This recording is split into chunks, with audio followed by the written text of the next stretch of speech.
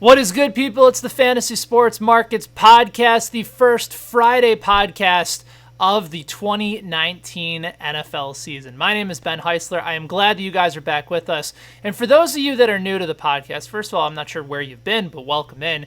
But towards the end of the last season, I was able to be introduced to a certain individual, very smart, very sharp individual when it comes to the world of fantasy and daily fantasy sports. And we've forged a friendship, and he started to come on more and more on this podcast for our weekly slate breakdown. And I'm very excited to have him as a weekly guest throughout the season. Derek Brown, he of the QuantEdge.com, is going to join us in just a minute. You can probably already see his gorgeous face on the video stream for this podcast, but if you are listening, you will hear from Derek coming up in just a minute. Before we get to him, guys, Week 1 is here, and there are already a bunch of contests at fantasysportsmarkets.com with a bunch of overlay. There's over $220,000 plus up for grabs in Week 1 alone. And, of course, don't forget about our $5 entry for college football on Saturday, where you could take home more than $100,000. And there was a lot of overlay for that last week. There will probably be some more this week. You guys will be able to see my article for my favorite plays for college football in Week 2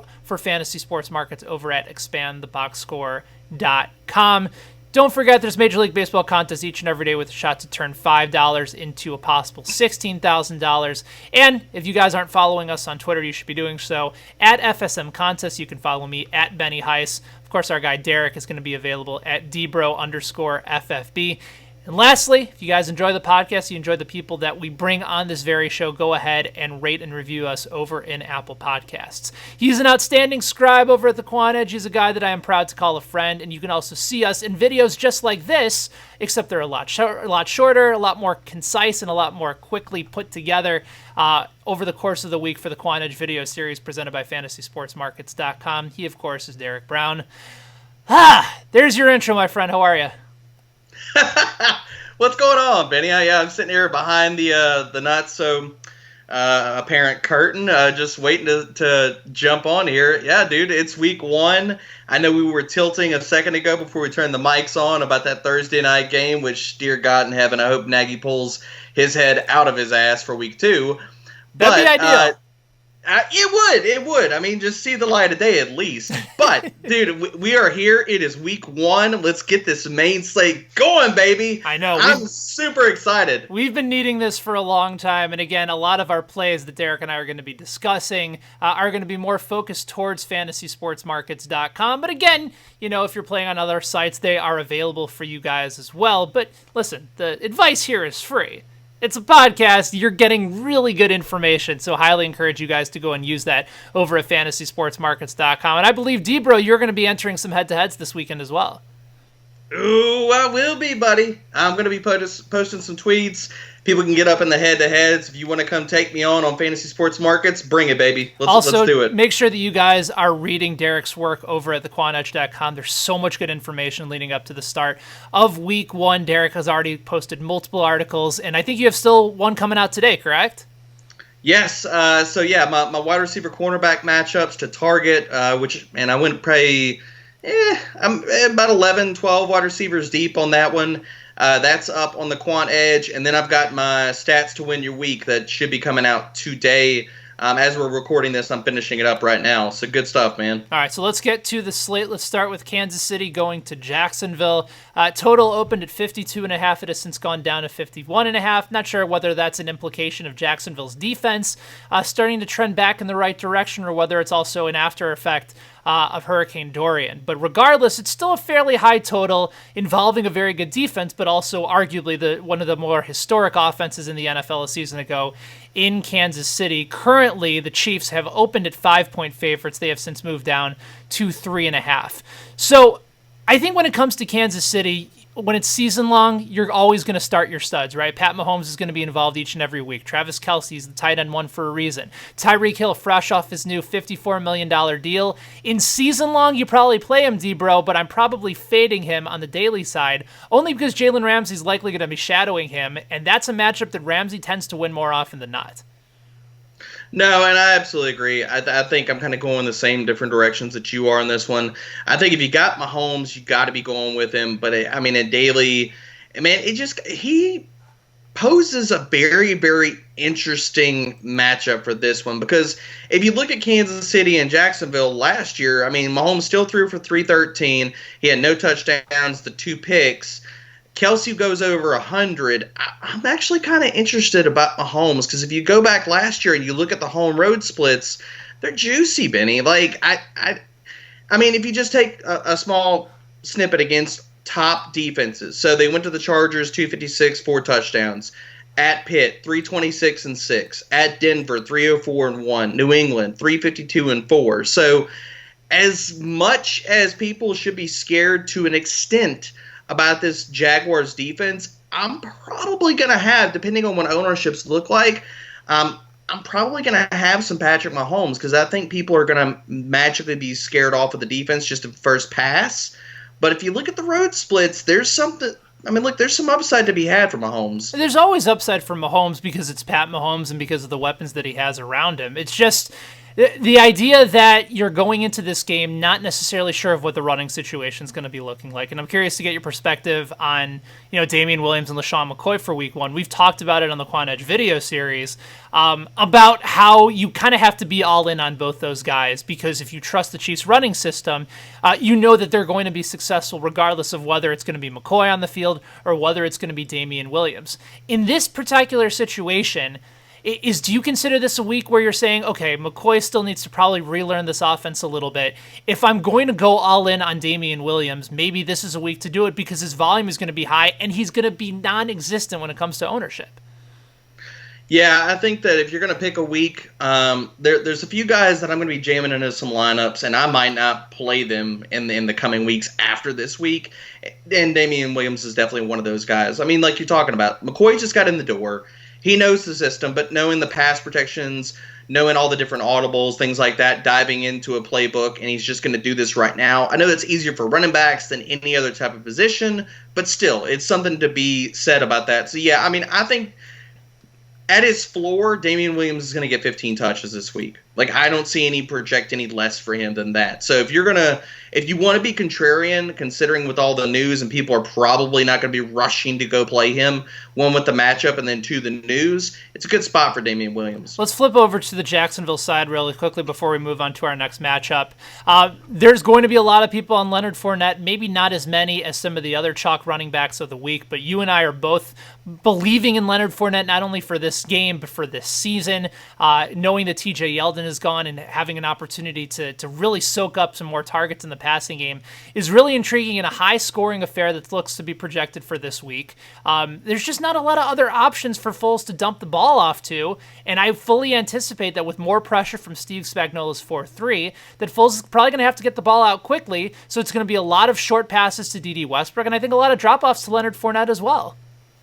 Yeah, I love Fournette this week. I mean, you look at this is going to be one of the games that's the highest totals on the slate, and considering that type of scoring environment, you know the Jaguars are going to run the ball. It's going to happen. Whether you always want to tell yourself a story with all these games, whether you want to say, all right, it's the Jags, they're going to run the ball, or you want to say, okay, well, if they run the ball, they keep Kansas City's defense hopefully off the field. Either way, Fournette is going to get volume. And if you look at the matchup, I mean, look, Kansas City was the worst run defense in the NFL as far as DVOA goes last year. 21st versus pass-catching running backs, and Fournette is going to get work in the pass game. So I don't understand why anybody's not going to lock in Fournette. Like, tell me a reason. Give me some type of idea of why Fournette is not a tried-and-true lock. Like you're going to get 100% exposure. Because if somebody's got an argument for it, I'd love to hear it because I don't see it. Yeah, I think Fournette is one of those stud plays of the week, just purely based on volume. And this is somebody that's playing on a prove-it year this year as well. He knows he has to get better. I think he spent some time in Wyoming during the offseason. He lost some weight, so he's got a little bit more speed. And because of the injuries before, I think that was what really slowed down Fournette because when he played, he was still fairly effective. It was just the injuries that you never felt like you could get get in on a week in, week out basis for Fournette. So I like him. I think D.D. Westbrook is also in play, and maybe Nick Foles, a bit of a sneaky quarterback play as well, if you believe that it's going to be a high-paced, high offensive tempo type game. Let's move on. You have Washington going to the Eagles. Currently, the Eagles have moved up from 9-point favorites to 10-point favorites, and the over-under for this game has dropped from 46.5 down to 44.5. This feels to me like you want to avoid Washington completely just because you don't know what you're going to see out of Case Keenum at quarterback. A lot of people might have thought if Jordan Reed is healthy, maybe there's going to be plenty of volume for him. Darius Geis, according to Jay Gruden, is going to be a 3-down back. But there's actually another running back that you might have a little bit of intrigue for in this game, purely because the environment sets up Washington to pass a lot. You're big on Chris Thompson this week as a possible GPP flyer. Why is that? I love him. I mean, look, but here's the thing. If you look at this matchup, a lot of people are going to, like you're talking about, just totally just fade Redskins and stay away from them. If you like the Eagles and you want to run it back, Chris Thompson's your guy. There's just no way, man. Like, the Eagles last year quietly gave up the third most targets, third most receptions to the running back position, and the fifth most yards to the running back position through the air. And so if they're going to be playing catch up, look, I understand Gruden's coming out there and talking about Geis is going to be a 3-down back. Let's just get this out the way. Coaches lie, and that happens. They do. Okay. Matt Nagy lied. He said he was going to have a good offense this year. Yeah, exactly, man. Look, Chris Thompson is going to be getting work in the pass game. They do not have any receivers there that command targets. Case Keenum is going to be under duress the entire time. So dump-offs for Thompson are going to be plentiful. If he gets into the end zone this week, it's going to be Yahtzee, Ben, because nobody's going to play him. Anybody on the Eagles side that you're intrigued by? It's a nice matchup for Carson Wentz, and he's looking at a potential MVP campaign. He's got the best offensive line, arguably in the league. Maybe him in Indianapolis, you can make an argument for one of those two squads. We're still not sure what the running back situation is going to be. Hopefully Miles Sanders gets more volume than David Montgomery did on Thursday night because he's the clear-cut best back over there. But we still don't know. And then from the wide receiver side, you have Jeffrey. Zach Ertz is always going to be involved in the passing game, but his average depth of target is so low, and they don't need any of these guys to firmly beat Washington. So is there any reason why going to Philadelphia and playing some of these guys this week is an advantageous move when they're probably going to blow them out without necessarily having to target and use a whole lot of their offensive schemes? There are not a lot of guys on the Philly side that I'm looking to jam in. The one guy that I think is extremely interesting in this matchup, because Jeffrey just popped up with a bicep injury. So, I think he's going to play. I think that definitely happens. And Dallas Goedert's going to play, Ertz, all those other players you're talking about. The guy that I think is not going to carry any ownership, and I could see waltzing into the end zone this week, is Nelson Aguilar. And you look at the Redskins. Fabian Moreau is going to be probably out with an ankle injury for this one, so Aguilar is going to be in the slot. Before they had Tate and when Wentz was under center, Aguilar was in the slot for around 60% of the time, got 74% of his targets via the slot. Going against a backup slot corner, I think is a great way to sit here and be contrarian and target this game if you want to. If you're looking for somebody to pair with Wentz, I actually like Aguilar to be that guy. Maybe Deshaun Jackson breaks off a big touchdown too. Yep. I think that definitely is in play too. It's either Jackson or Aguilar. I'm not going with Jeffrey or Ertz in this one. I feel like they're too easy of a play, and considering Norman's going to be on him, considering like you're talking about Ertz's low A dot, it's spots that I'm going to stay away from personally. So yeah, but if I'm picking one guy out of this game that I like on the Philly side, it's Aguilar. Let's move on to a game that I think is going to be more popular than maybe it should be. You have Tennessee going to Cleveland. The total has stayed consistent at 45, so it's kind of one of the mid-tier totals. Nothing too high, nothing too low. And the line has stayed exactly the same. There's been no movement off of Cleveland 5.5. I'm of the belief that I think this is going to be, should the weather hold up, just a breakout party for Cleveland. I've talked about it on the podcast before in conversations with you. I think Cleveland gets off to a ferocious start this year. Baker's going to be looking like an MVP candidate through the first several games. I think their schedule sets up favorably for them in the early part of the season. And then I think the second half, they're going to start to get a little bit of humble pie down the stretch in a very tough division. Having said that, though, I like the matchup for Baker, even though Tennessee has a tendency to play very slowly, and I think that could have some impact on the Cleveland side of the ball. But I think a lot of people are going to be on Baker. I think a lot of people are going to be on Nick Chubb, and certainly Odell Beckham is going to get a lot of exposure this week as well. Who are you on for the Cleveland side, if anybody, and is there anybody on Tennessee that you'd want to run it back with? So I like, out of this game, Baker's in play. Anytime Baker puts his cleats on, he's in play.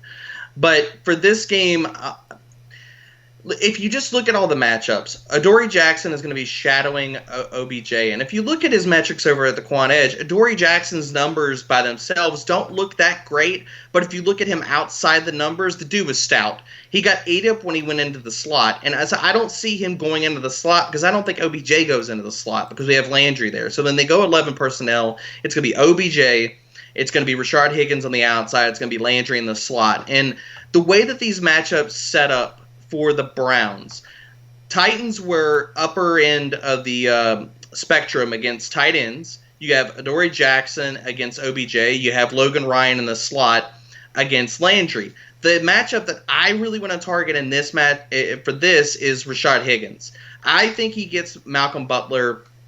One of Rashard Higgins' most run routes is go routes. We saw Malcolm Butler just get beat to hell and back with double moves all last year. I think it's definitely in play considering Baker and Higgins got a lot of time and run together in the preseason with OBJ and Landry sitting out.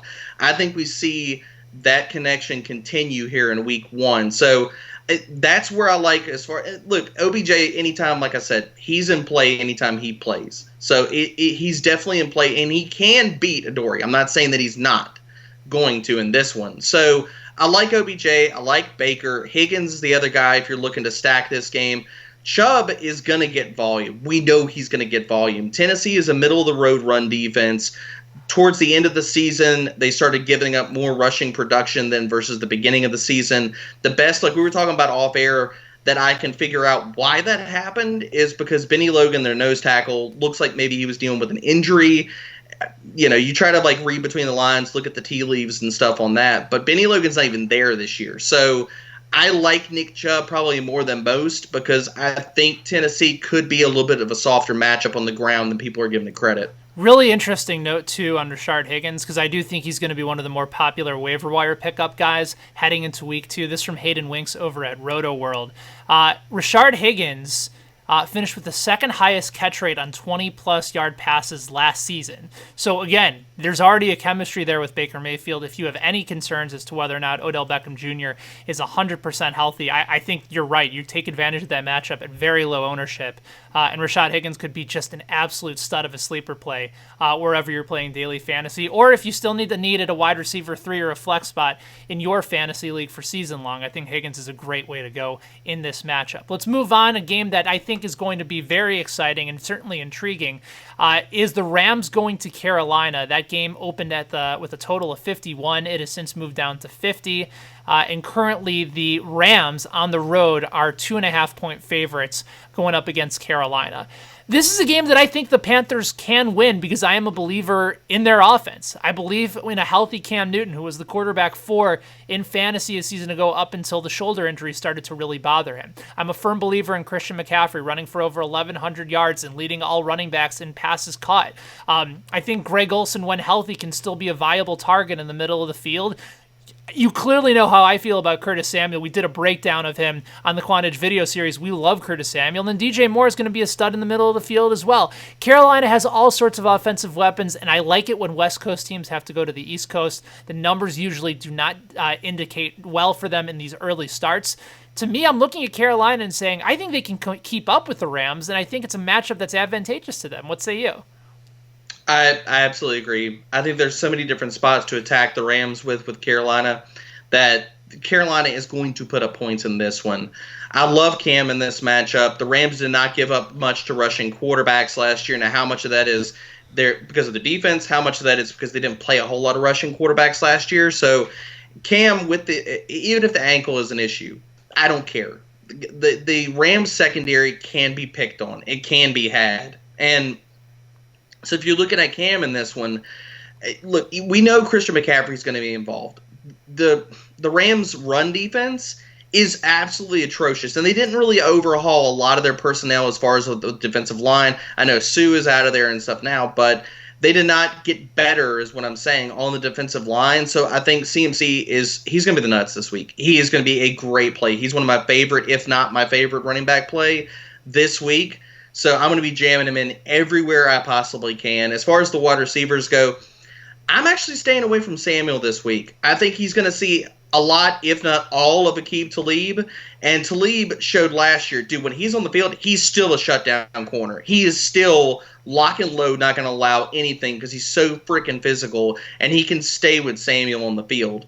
I think the only thing, if you jam in Samuel, the only thing you're hoping, and I think he's going to be more popular than DJ Moore this week, but if you're hoping, because all of the hype that he got off the seat, but part of it was us talking him up. We moved him up the ladder, baby. That was us. Needle movers, what can I say? But so I'm fading Samuel a lot this week. DJ Moore's the guy. If you're looking to pair somebody with Cam and CMC, that's the direction I'm going because he's going to get Marcus Peters. He's going to get Nickel Roby-Coleman in the slot. And I like Greg Olsen in this one. So if you're looking to just mega stack this one, for me it's Cam, CMC, DJ Moore, and Olsen. I'm firmly fading Curtis Samuel in this one. In Scott Barrett's 96 stats article over at ProFootballFocus.com, I love the stat about Christian McCaffrey, and it was part of the reason that I was taking him in as many auctions as I could and in as many snake drafts as I could if I had early on picks. And somehow, again, I would highly encourage anybody to go to Kansas City to draft because people will take Mahomes first overall, and I just...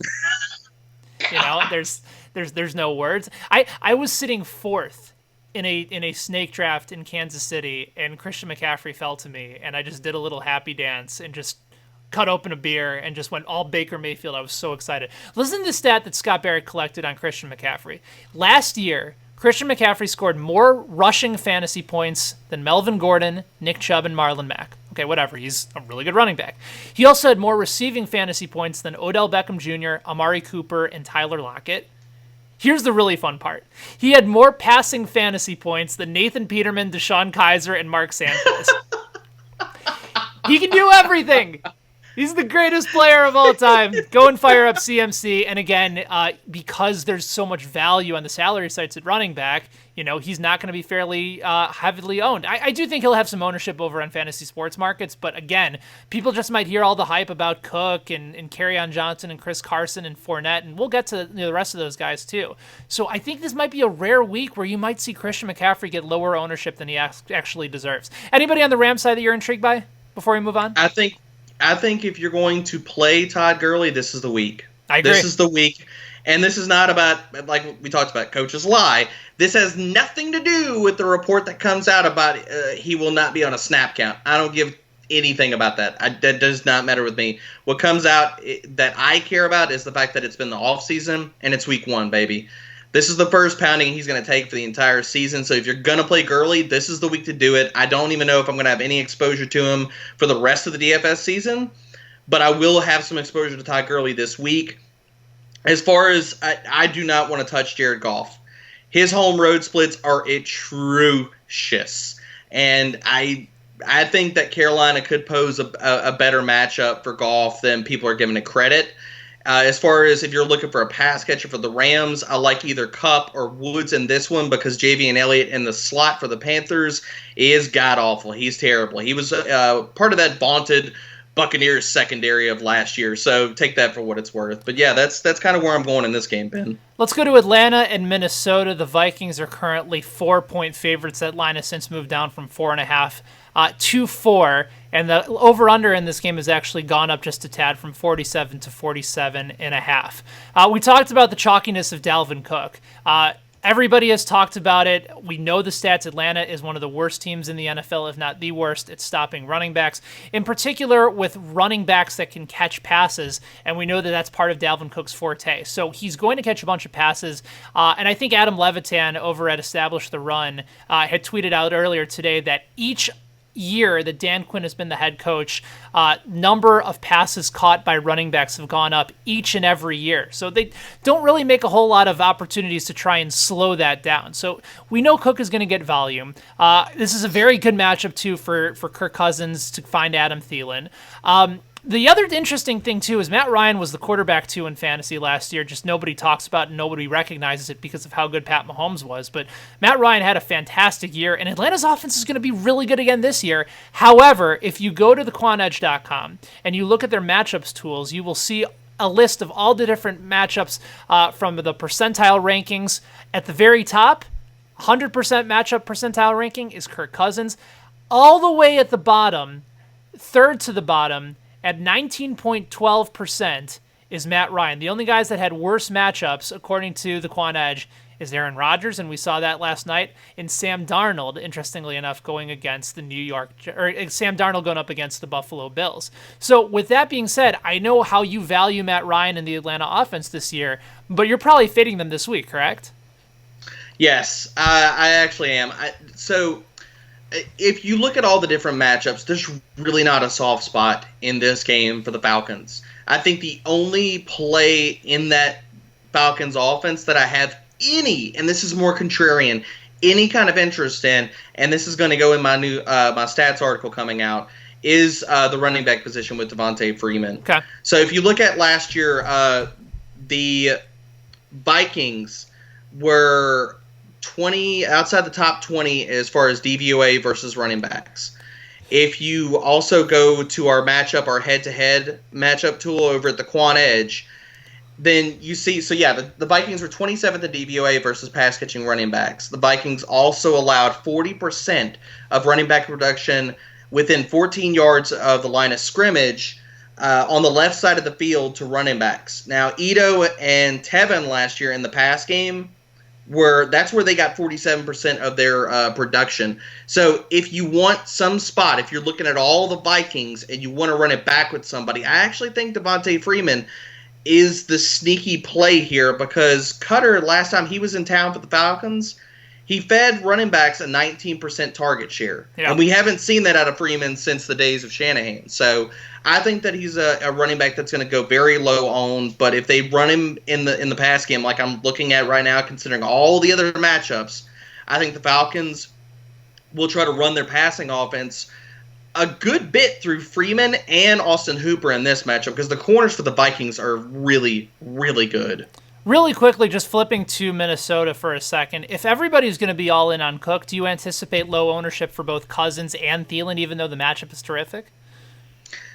I think Cousins will carry some ownership. I don't think anybody's ever running out and saying, all right, I gotta jam in. I gotta get Kirk Cousins this week. Nobody ever says, look, I need the man van in my lineups this week. So I think quarterback ownership just in general is going to be spread out a good bit this week, as it usually is. But the guy that I'm actually kind of worried about, Thielen, to be honest with you, Ben, Diggs has been on the injury report. We've seen the splits. We know that he is far less effective whenever he has had some type of injury designation walking into the week. So if Diggs, even if he plays, we don't think that he's truly going to be 100% with a hamstring injury, because we know that they take time to go away. And everybody's knee-jerk reaction is usually, okay, if this guy's limited or he's out, then all the volume must go to the other guy, right? Like that's usually right? Somewhat, yeah. Theoretically, except we saw that play out last year. Everybody rushed to play Adam Thielen. Hi, I'm one of them. Last year, Week 9 versus the Detroit Lions, which Adam Thielen, thank God, saved his day. But he had 7 targets, 4 receptions for 22 yards, and a touchdown. So if Diggs is limited, hell, if he's out, I'm really worried about Adam Thielen, because there's nothing to say that Quinn is not going to say, all right, you're basically, because we know we like Diggs and Thielen because the target tree is so narrow. If it gets more narrow and branches are clipped off of that even further, I think if you're looking at anything that gives you an extra edge, it just should say to you, all right, I love Dalvin Cook. Now I love Dalvin Cook even more. All right, now Dalvin Cook is not going to be in any, like he is in every single build that I'm going to make this week. if you think Diggs is going to be limited or out. Fair enough. Let's move on to a game where I don't think there's going to be a whole lot of fantasy ramifications for this week, besides maybe on the defensive side of the ball. You have Buffalo going to the New York Jets and Adam Gase's debut in New York. Interesting enough, the line has moved up about 2 points from 38.5 to 40.5. With Buffalo now moving up in the line as well. They were 3.5-point dogs and has since been bet up to 2.5-point dogs. Le'Veon Bell expected to make his return. Not expected, he's going to make his debut for the New York Jets in his return to football after sitting out the 2018 season.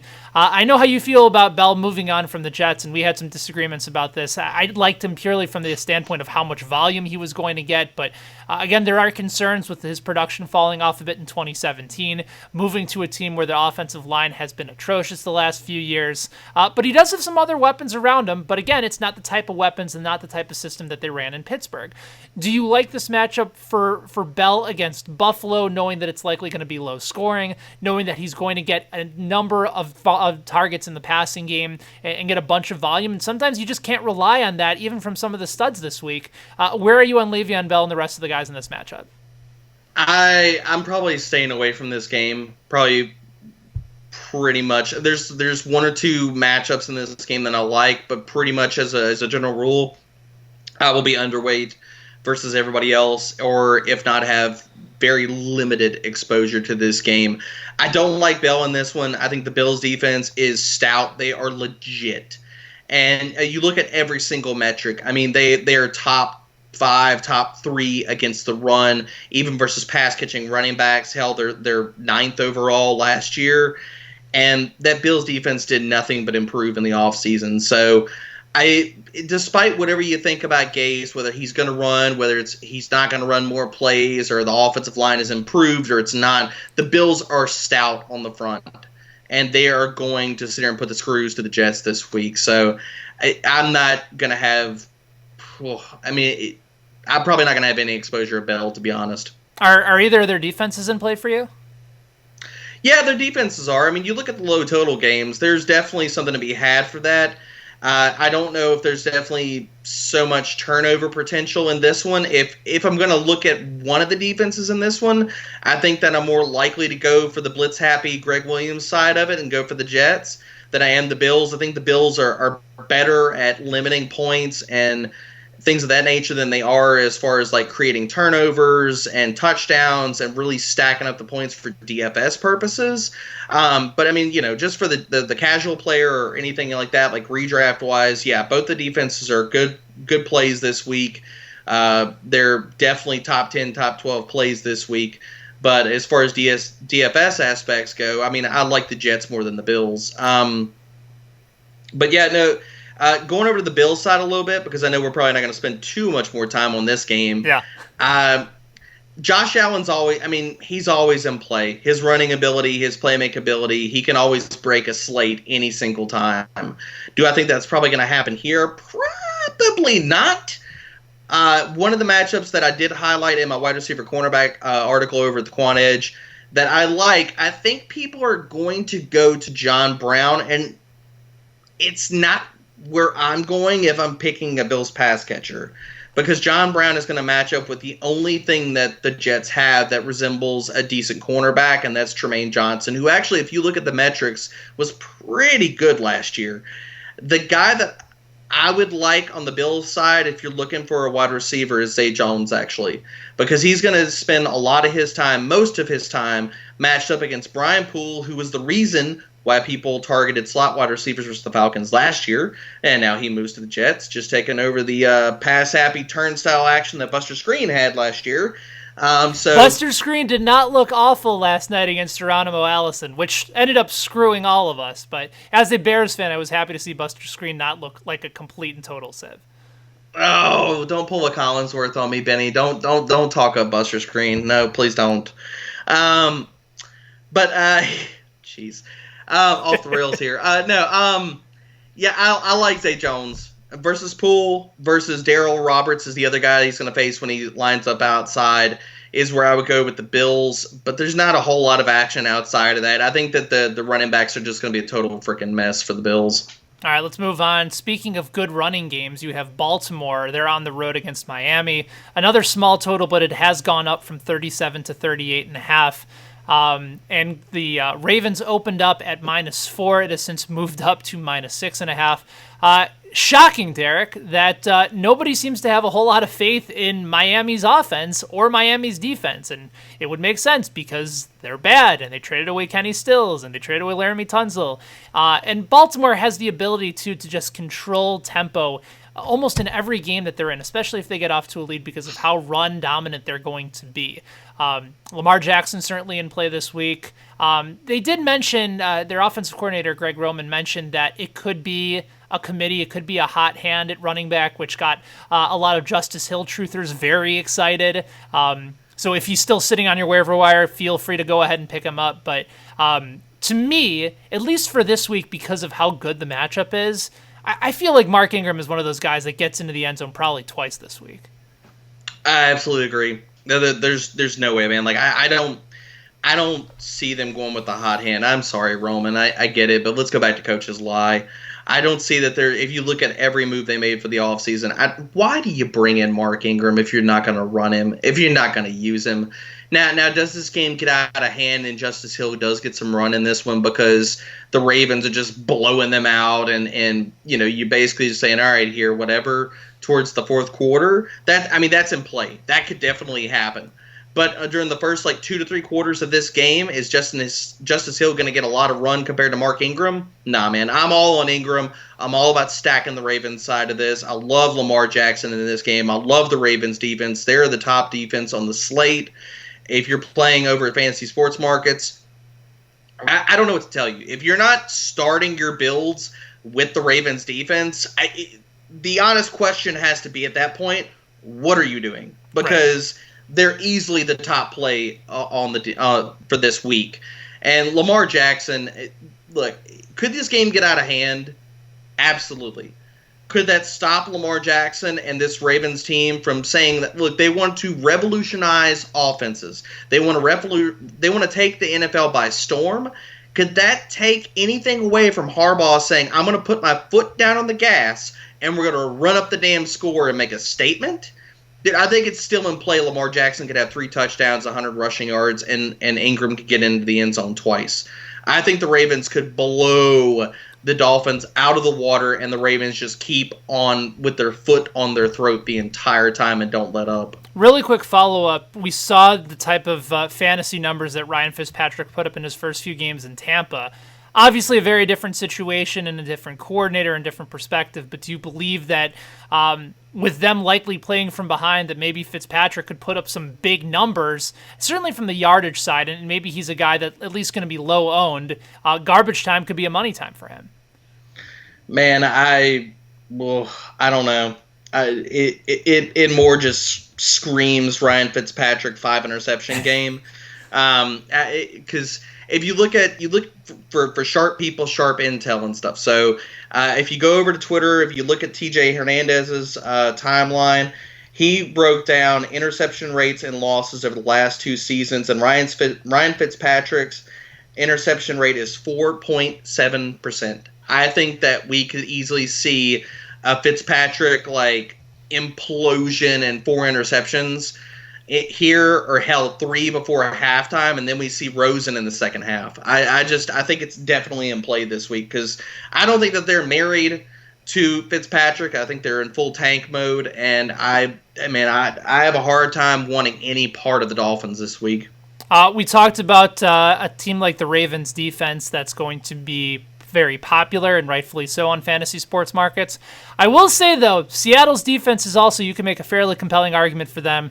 Same thing with the Eagles. And let's actually talk about Seattle coming up as we move on to the afternoon slate. They are hosting the Bengals. The line has moved up from -7.5 in Seattle, upwards of -10, with a total moving up a half a point from 43.5 up to 44. I have to find the numbers. Michael Lombardi tweeted them out earlier yesterday about how dominant Pete Carroll has been at home in the month of September with this team since he's taken over in Seattle. Meanwhile, the Bengals are dealing with all sorts of injury concerns on their offensive line. A.J. Green is not back. Zach Taylor is making his coaching debut. And yes, it's a good thing to move on from the Marvin Lewis style of coaching when it comes to offensive production. This just doesn't feel like the week that we're going to start to see a whole lot unwind. Maybe Tyler Boyd gets himself involved in the passing game as well. He's a guy that you and I both really like the value where he was going in fantasy drafts this year. But to me, it kind of feels like Chris Carson, Seahawks defense. Maybe if you feel compelled to run it back with Tyler Boyd and GPPs, I suppose you can do that. But after that, there's not a whole lot of plays to like, unless you think Wilson and Lockett have a great connection in the very beginning of the season. So where are you on this game? I keep staring at Chris Carson and loving the matchup. I think he's going to be super chalk this week. But, I mean, the Bengals' run defense, they have not done anything really to change it in the offseason. Mm-hmm. And if you look at every single statistical measure of a defense, they're terrible. They're absolutely horrible. I mean, you could just pick on them for days. So Chris Carson's in play. I think if you want to get super contrarian and you're expecting a blowout, I think you could have some lineups where you jam in Carson and Rashad Penny if you want to get cute with it. I do like Wilson to an extent because his touchdown percentage has always been astronomical. I don't think that I'm going to go there this week because I don't think anybody's going to want to play him, but I think considering how this game sets up, I don't think Seattle has to push the ball in the air. I like Tyler Lockett for the simple fact that he could get 5 targets and end up with 120 and 2 touchdowns. Like, that's definitely in play anytime that Lockett's on the field. So I like Lockett, not so much Wilson in this matchup. The Bengals side of it, I think Boyd is about the only guy that I'm really willing to put in lineups this week because if the Bengals are going to be playing catch-up, which we're all thinking that they are, then Boyd is going to see the lion's share of those targets. He's the guy that, I mean, he's basically their entire passing offense. They're going to move him around the field. They're going to get him in the slot. Griffin, the cornerback for the Seattle Seahawks, is not amazing. He can be beat. I think that's a matchup that Taylor could try to exploit this week. So Boyd is pretty much the only spot that I'm going. I like Mixon and I like Bernard more for season long, but I'm not running either one of them out there this week. I think you can make a better argument this week for Bernard if you're playing on the salary sites. I wouldn't touch him on fantasy sports markets. This just feels like a very bad, non-advantageous matchup for Mixon, especially with Cincinnati likely playing from behind. I do think they'll incorporate him more in the passing game, but I still think about Gio Bernard now being the 10th highest paid running back in the NFL, and me thinking like he's not going away anytime soon. They didn't pay him that much at the running back spot, purely for his leadership. More another afternoon slate, you have the Colts going to the Chargers. And again, anytime the Chargers are at home, I kind of look at it as a non-opportunistic matchup for them because they're playing in a soccer stadium. They don't get a lot of fan support. Normally, a lot of other team fan bases like to go in and fill that spot. Having said that, though, they get the first game of 2019 with Jacoby Brissett under center for Indianapolis. We'll see whether or not Marlon Mack and T.Y. Hilton can get back to the level that they were at before. Their ADP just plummeted from the early 3rd round to the upwards of the 5th round in the latest go on fantasy redrafts over at Fantasy Fantasy Football Calculator. So there's probably not a whole lot of Colts I have a lot of excitement for this week. Because the Chargers defense is very good. And even if you like T.Y. Hilton, as you mentioned before, Casey Hayward likely to shadow him, and that takes away some of the opportunities for him. But on the Chargers side, you have Austin Eckler, you have Justin Jackson as that new running back tandem with Melvin Gordon holding out. Keenan Allen, we'll see whether or not he's 100% healthy to go. Same thing with Mike Williams. And a guy that is making a nice return for the fantasy community, Hunter Henry, in a very good matchup this week against the Colts. Yeah, I think that all the cornerbacks for both defenses are really stout. It doesn't matter if you're looking outside. It doesn't matter if you're looking in slot. Kenny Moore and Derwin James. I mean, not Derwin James. Guy who's the slot corner for the Chargers. I'm blanking. I'll have to look that up while you're going through it. Both the slot corners for both these defenses are elite. They're really, really good. So I'm not really looking at any of the pass catchers in this one as far as wide receivers go. Where I think you target this one, and it's not the quarterbacks either.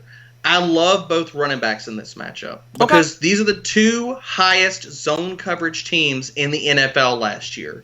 And if Marlon Mack dominates the snaps like he did in the preseason, he's going to be used in the pass game. We know he's going to get early down run.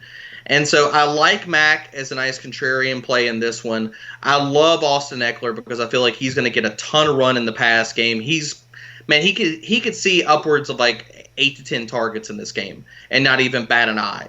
So I like both of those plays. Hunter Henry is the other guy that I'm going to have a lot of exposure in this one because the Colts zone defense, opposing teams ate them up last year. They were no worse than top 3 in targets allowed, receptions, receiving yards. The only thing that they were not top of the league, or should I say bottom of the league in versus tight ends, was touchdowns, and we know how fluky that is. So Hunter Henry is going to get some run in this one. Was it Desmond King or Trevor Williams? Yep. Desmond King. Dude is a stud. My only concern about Marlon Mack, and I think that's a great contrarian play, is there was also a major split in Marlon Mack's effectiveness and usage based on how often the Colts were up. So I think the Colts can win this game. Like I said, I think going to LA to take on the Chargers is not necessarily a big home field advantage. And I forgot to go over the line. The Chargers are currently 6.5-point favorites. And again, that's the public overreacting to Andrew Luck not being there and Jacoby Brissett being in. But this opened up basically a Chargers -3, which if you sort of do the whole little math equation to it, it's basically a pick'em game, but they're giving them the 3 points because they're at home. The total has gone down from 48 to 44.5, and that's a pretty precipitous drop in this game. I do think the Colts can win it, and I think if they're going to win it, like you said, Marlon Mack's got to be a big part of it, but you also have to think that the Colts are going to be up in this game throughout and just continue to feed Marlon Mack. Yeah, I think both sides of narratives could be true in this one. I just love Mack because I think the knee-jerk reaction is people are going to say, okay, Nyheim Hines is going to get run in the pass game.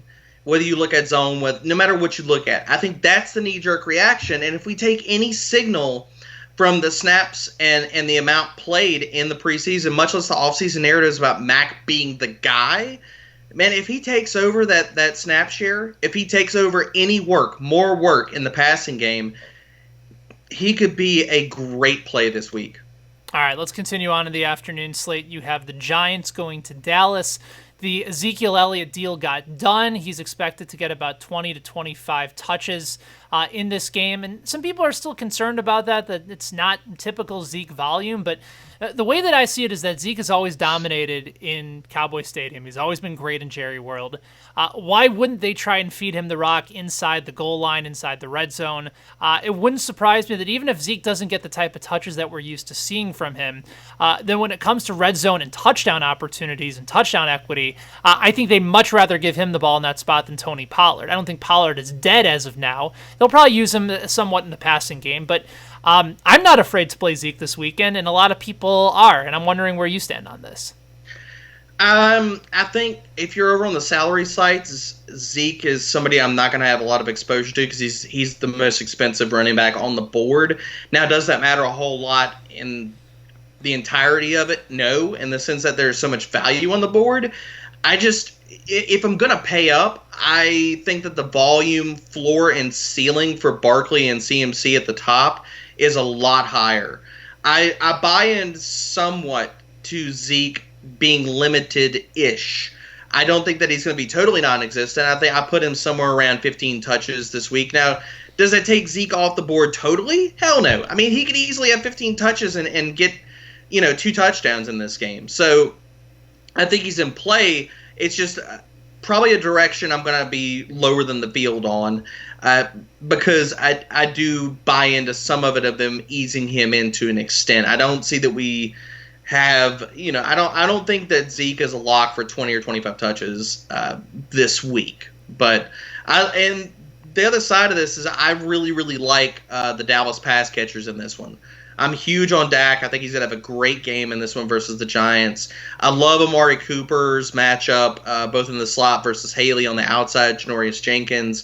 I do not care about Janoris Jenkins. He can be beat. I'm not worried about him at all. And considering that, I think he could be beat deep. And whether Cooper, if he slides into the slot, because we know Moore is there, and he's going to do some different things this year, Jenkins is not going to follow him into the slot. And even on the outside, Michael Gallup can double move Janoris Jenkins for days. So I like Dak. I like the pass catchers in this one for Dallas more than I probably like Zeke. I'll have more exposure to the passing game for Dallas than I will Zeke. Are you going to have, if you're making a lineup on FSM, we know how good Saquon Barkley is. Even in a tough matchup, are you likely to have exposure to him? Oh, yeah, baby.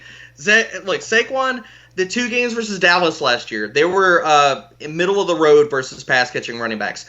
2 games versus Dallas. Saquon, 24 targets. Like, that's... even a wide receiver ones don't get that much, like, in 2-game spans sometimes. So... you add in Barkley's touch floor is at least 20 to 22 touches, with upwards of he could hit 25 to 27 this week and not even bat an eye. I think the Giants are going to run him. He's their only hope this week outside of maybe some Evan Ingram. I like Barkley and I like Ingram a lot in this game.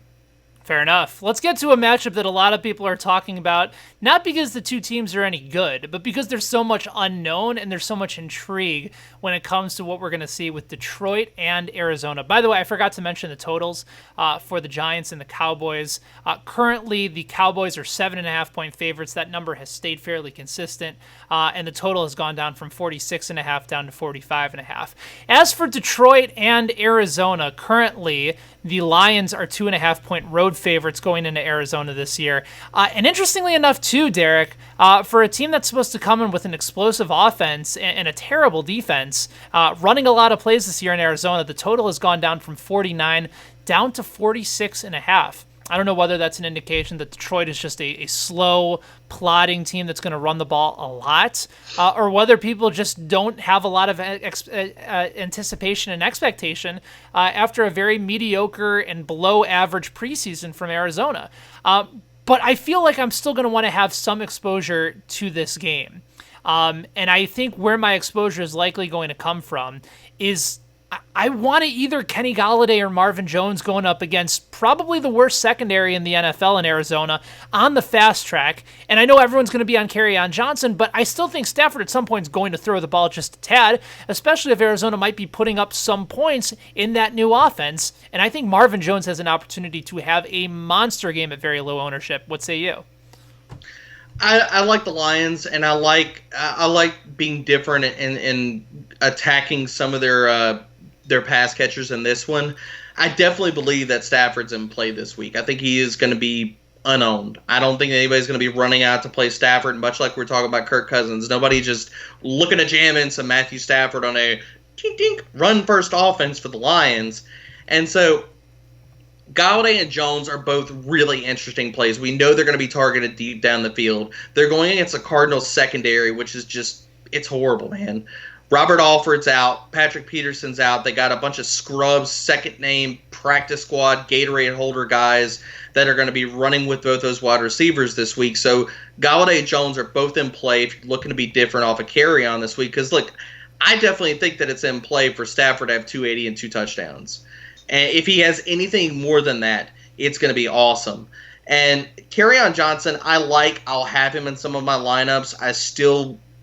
I worry that Patricia is going to be cute, and I do worry that the goal line work doesn't go to Kerryon to an extent. So I think there's a lot of other ways and places to go this week for as far as running backs, where you know that these guys, if they get into the red zone, the ball is going to them, and I can't definitively say that that's going to be the case this week for Kerryon. So that's where I'm going with the Lions. As far as the Cards go, man, I think Kyler Murray is going to be one of the most highly owned quarterbacks, regardless of salary, non-salary. I think that people are just waiting to play him. I could be wrong, man. The hate and the worry about the Cardinals offense from the preseason could be a lot more than I'm projecting, but I still think that there's a lot of intrigue with Kyler Murray, and I worry about him this week. The Lions, look, their defensive line is no joke. They do have teeth on that defensive line, and they are good. And so I think that and pace of play, I don't know if the Cardinals get to run their 60, 70 plays this week. I just don't know if it happens with the Lions. I think the Lions could definitely try to slow this game down. Now, Kyler, is he still in play in the sense that he could bust off 100 yards rushing and end up with like 2 to 3 touchdowns. Yeah, sure. I mean, 2 to 3 total touchdowns. It's in play. But considering what I think that people are going to be running and wanting to play him this week, just because, look, we all play fantasy, we play DFS because it's fun. Yeah, we love to make money. But at the other side of that, you want to play players at times that you like and you're intrigued by. And I think that that's where Kyler Murray comes into play for a lot of people this week. And if you're going to play Kyler and you want to be different, I think that stacking him with David Johnson is definitively in play because David's going to be involved in the pass game. We know that. We've seen it. But the other side of this, if you're not going to go with Christian Kirk, I think you could make a case for a long touchdown to Andy Isabella if he gets on the field. You could also just play Fitzgerald and say, all right, look, we've seen the Lions not have great slot corners. Tabor can be had in the slot, and Fitzgerald could easily end up with 12 to 13 targets in this one. So it's definitely a lot of different ways to go in this game. So there you go. That's our breakdown from Detroit and Arizona. Also, one quick note, I brought up Marvin Jones. This from Ian Hartitz over at RotoWorld. Since 2017, Kenny Golladay in 26 games, 167 targets, 98 receptions, 1,540 yards, and 8 touchdowns. Marvin Jones in one less game, 2 more targets, 2 less receptions, 79 more yards, and 6 more touchdowns than Kenny Golladay. So Marvin Jones, he'll have those make-or-break type games, and I feel like this is an opportunity at super low ownership that you could start Marvin Jones and feel very good about where you're likely to go. Last one on the afternoon slate before we just do a quick little thought on the Sunday night game and the 2 Monday night games. San Francisco at Tampa Bay. This is the nuts, man. This is the game that you and I are really, really excited for. We'll see whether or not these two teams are any good, but from an offensive and fantasy perspective, they are very exciting. This game has opened at 49. The total has since moved up to 51. And right now, the Bucks have gone from a pick'em to a -1 favorite against San Francisco. It's Bruce Arians' time, which means that you're going to see hopefully an improvement in Jameis Winston without him taking away his ability to stretch the field and take some chances. We know the type of impact that Chris Godwin can have out of the slot if he's expected to take on that Larry Fitzgerald role that Bruce Arians just helped maximize during his time in Arizona. I still think too many people are sleeping on Mike Evans. You and I both discussed that wide receiver 1 is still in the range of outcomes for him this season. And coincidentally, on the 49ers side, there's still a lot of people that have already dismissed Jimmy Garoppolo, when the reality is that Kyle Shanahan finally has his quarterback and he has him healthy. And Garoppolo got off to a solid start last year, and we know how good he was down the stretch in 2017. And he's got really good weapons around him. If you believe in Matt Breida and Tevin Coleman, those are really good pass-catching running backs. And Breida is tough as nails. I know you're a big Dante Pettis guy. Marquise Goodwin is finally back and healthy. We'll see whether or not Deebo Samuel gets involved. And then, of course, there's George freaking Kittle. There's so many options on this game. How do you limit it down? This game is one of my favorites on the entire slate. This entire weekend to just pick and choose options that I'm like, I love it, man. I love this game to sit here and stack both sides of this. I think Winston and Garoppolo are both in play. Both these guys could go over 303 touchdowns easily. Either one of these quarterbacks, it's in play that they break the slate this weekend. And so I like both of them. I'm not going to fault you if you want to play either one of them. If you want to pick one, I go to Winston because I could easily see there's a scenario where Jimmy G has a very good game, but all the touchdowns go to Breida and Coleman in this game. I don't see that for Winston. So I like him more. I think he's going to be less owned, especially on salary sites where he's the second most expensive quarterback on the board. I like Godwin. I think he is a lock. I'm going to have so much exposure to him because Kawan Williams in the slot is terrible. Mike Evans, because of volume, is definitely in play. O.J. Howard, you got to love him because there's only 3 major target getters for the Tampa Bay Buccaneers. So you got to jam and get your exposure to all 3 of them. Now, how much you want, I definitely think Godwin is my favorite play out of all of them. But Evans is probably going to be low owned compared to Godwin. As far as the 49ers, both running backs are definitely in play in this one. Coleman, despite an intern wanting to play happy games and putting Breida as number 1, I think Coleman is the guy that gets the work at the goal line. So I like him more than Breida in this one. I definitely think we could get wild this weekend. You could run out lineups where you have Coleman and Breida both in the same lineup because it's definitely in play that both of them get in the end zone here. All right, Sunday. And so, go ahead. Dude, you cannot get me out of here without me getting some Pettis love. There's just no way, dude. But Dante Pettis is amazing, and he is going to absolutely eat Davis and MJ Stewart alive in this one. He is by far my favorite play for the 49ers this week. Wow. Dante Pettis, again, probably going to be slept on because everyone's been talking about Marquise Goodwin coming back and getting the starting spot. Dante Pettis, go ahead and lock him in for your lineups over at FSM or wherever you might be playing this week. Really quickly, just a couple quick thoughts. Steelers and Patriots will go rapid fire through these games, even though they're not on the main slate. I think Pittsburgh has a chance to upset New England on the road. They're coming in incredibly focused. We've seen the line go down a little bit. And I'm probably going to have, in all my FSM lineups, exposure on the Sunday slate to Juju Smith-Schuster. That dude's going to get peppered in targets all season long. He's probably one of my favorite wide receiver plays. No, absolutely. And I think people could be worried about Juju, whether slot versus outside. The New England cornerbacks are really, really good. So I like Juju definitely in playing this one. James Conner is going to get fed the rock. He's going to get it both on the ground and in through the air. So those are my two favorite plays for the Steelers. I mean, easily can be said. As far as the Patriots, Ben, look, I think Sony Michel is going to get a lot of run in this game with the Patriots trying to keep the Steelers' offense off the field. So I love some Michel in this game. I definitely think that Josh Gordon is going to be probably my favorite pass catcher. Because if you look at Julian Edelman, his entire career, 5 career games versus the Steelers, he's gotten volume. He's never scored a touchdown versus them, ever. Wow.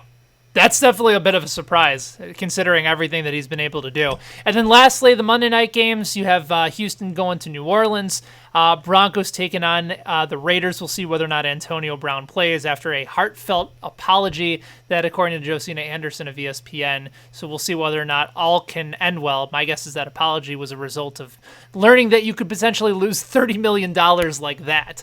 But as far as the Monday night plays, is there anybody that you're going to want to make sure that you have some exposure to this week? Yeah, for Monday night plays, I mean, if you're looking at the Raiders and the Broncos, I definitely think that both the running backs are in play for that game. The Raiders' run defense is absolutely terrible. I'm not, unless Antonio suits up, I'm not going to have any exposure outside of possibly Darren Waller for the Raiders because Chris Harris is a bad man. You do not mess with him. I do not care. You do not run out anybody besides maybe Antonio Brown versus him. Does anybody want to get cute? Roll out Tyrell Williams if Brown is out. Do not do it. As far as the Texans and the Saints, man, you can make a case for so many different plays in that game. Watson and Breeze are both in play. That's going to be a huge shootout game. I definitely like the Saints side a little bit more because I think the Saints defense is going to be more in play and play stouter versus the Texans than the other side of the ball. And so I don't want – I'm probably not going to have any running backs for the Texans because we just don't know how that's going to shake out. DeAndre Hopkins is going to get the volume. I think if you're going to go contrarian, I think Kenny Stills is a nice play because I'm curious if he's going to get some slot work. If he matches up versus P.J. Williams and a little bit of a – look, Kenny Stills once upon a time was in New Orleans, so a little bit of old school revenge game narrative there. So I like him as a dart throw versus Will Fuller this week. So give me some a little bit exposure, especially in showdowns to Kenny Stills. As far as the Saints, you know where you're going in that game. It's Breeze, it's Jared Cook, it's Michael Thomas, it's the running backs in this one. They're all firmly in play. If you're trying to narrow it down, I definitely think that Jared Cook is a wonderful play versus the Texans, and give me all the Alvin Kamara I could possibly jam in. So there you go. You are fully prepared for week 1 of the NFL slate. Don't forget to head on over to fantasysportsmarkets.com and enter our variety of contests. You could win upwards of $220,000 alone just for week 1. If you want to go up against me, there is the Beat Benny High single entry contest as well. And I think there's $1,000 up for grabs with a perfect roster bonus in that one too. So any contest you enter on the GPP side, there are thousands of dollars up for grabs. You know that Debro is going to be a part of it as well. And make sure you read his outstanding work over at thequantedge.com. Debro, I appreciate it, man. You always bring the nuts to this stuff. Thank you so much.